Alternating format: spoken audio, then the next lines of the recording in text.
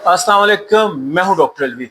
बेटा, जब भी आपके पास डेवलपमेंटल रिग्रेशन का केस आएगा, मैंने डेवलपमेंटल डिले नहीं कहा, मैंने बोला जब भी आपके पास डेवलपमेंटल रिग्रेशन का केस आएगा, ख्वाह वो एग्जाम में आता है या क्लिनिकल प्रैक्टिस में आता है, तो बिल्कुल भी घबराने की जरूरत नहीं है। ये बड़ा माइंड बॉगलिंग किस्म का टॉपिक है, इसके वास्ट डिफरेंशियल्स हैं, तो बंदे को ये नहीं समझ आ रही थी कि कहां से शुरू करूं और कहां पे मैं इसका इख्तिताम करूं। तो और इस केस को अप्रोच करने के 3-4 तरीके हैं, लेकिन मैं एक बड़ा आसान मेथड आपको बताता हूं कि जब भी आप डेवलपमेंटल रिग्रेशन का केस देखेंगे तो सबसे पहले आपने अपने जहन के अंदर 4 डिफरेंशियल्स का अम्ब्रेला तैयार कर लेना है। पहले डिफरेंशियल में आपने रखना है सूडो रिग्रेशन। कहीं ऐसा तो नहीं है कि ये बच्चा एंटी एपिलेप्टिक ड्रग्स ले रहा है जिसकी वजह से रिग्रेशन हो रही है, या बच्चा सेरेब्रल पाल्सी है लेकिन फिजियोथेरेपी नहीं करा रहे तो ज्वाइंट कॉन्ट्रैक्ट हो गए, कॉन्ट्रैक्चर्स हो गए, उस वजह से ये रिग्रेशन में जा रहा है। हालांकि cerebral palsy is a non progressive disorder, लेकिन जब फिजियो नहीं करवा रहे होते, कॉन्ट्रैक्चर बन जाते हैं, तो वो रिग्रेशन में बच्चा जा सकता है। या कहीं कन्वर्जन डिसऑर्डर तो नहीं चल रहा बच्चे को। लिहाजा डेवलपमेंटल रिग्रेशन के केस में आपने 4 डिफरेंशियल टॉप पे रखने हैं। नंबर 1 सूडो रिग्रेशन, और सूडो रिग्रेशन की फिर ये 3 काजेस। नंबर 2 पोस्ट मेनिंजेटिक सीक्वल, और नंबर 3 स्पेस ऑक्यूपाइंग लीन, और number 4 DBD degenerative brain disorder.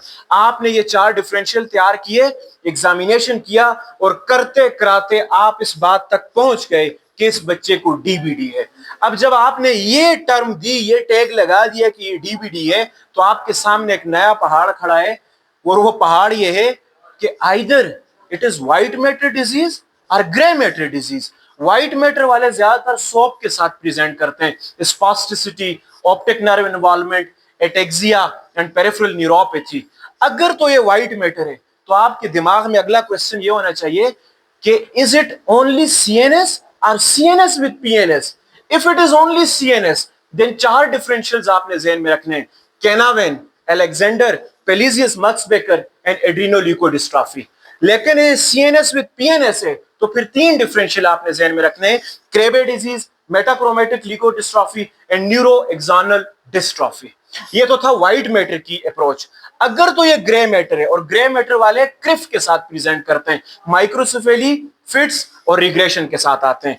तो ग्रे मैटर जब आपने ये टैग लगा दिया कि यार ये तो हमें ग्रे मैटर लग रहा है, तो अगला क्वेश्चन आपके माइंड में ये होना चाहिए कि this is grey matter disease with hepatosplenomegaly और विदाउट हेपेटोस्प्लीनोमेगेली। अगर तो ये विद हेपेटोस्प्लीनोमेगेली है, तो अगला क्वेश्चन ये होना चाहिए कि इज इट विद डिस्मॉर्फिज्म और विदाउट डिस्मॉर्फिज्म। तो सबसे पहले grey matter with hepatosplenomegaly with dysmorphism के डिफरेंशियल्स ये हैं: number 1 GM1 gangliosidosis, number 2 mucopolysaccharidosis, number 3 fucosidosis, number 4 multiple sulfatase deficiency, number 5 जो है साइलाडोसिस, और नंबर 6 जो है दैट इज ज़ेल्वेगर सिंड्रोम। दूसरी तरफ grey matter disease with hepatosplenomegaly without dysmorphism के डिफरेंशियल में आपके पास आ जाते हैं: Niemann Pick disease, Sandhoff disease and Gaucher disease. और नीमन पिक और गाउशे को आप चेरी रेड स्पॉट पे डिफरेंशिएट करते हैं। और कौन सी कंडीशन है जिनमें चेरी रेड स्पॉट होगा, उनको याद रखने का निमोनिक है TNF, टेशे, नीमन पिक और फेब्रे डिजीज। अब दूसरी तरफ ये तो था grey matter with hepatosplenomegaly with dysmorphism and without डिस्मॉर्फिज्म।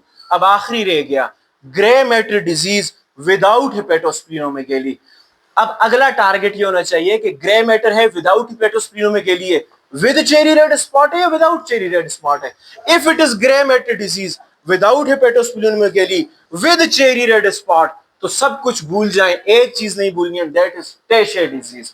और अगर ये ग्रे मैटर है विदाउट हेपेटोस्प्लीनोमेगेली है, विदाउट चेरी रेड स्पॉट है, तो 4 डिफरेंशियल आपने ज़हन में रखने हैं: number 1 Rett, number 2 Alper, number 3 Menkes kinky and number 4 is neuro cerebro lipofuscinosis. ये आपने एक अम्ब्रेला तैयार कर लेनी है, अपने पास नोट कर लेना है। ये आपको क्लिनिकल प्रैक्टिस में भी हेल्प देगा, और एग्जाम में तो आपको चुटकी बजाने में, जिस तरह चुटकी आप बजाते हैं, इस तरह आपको ये हेल्प देगा याद रखने में। देखते रहें। Thank you so much.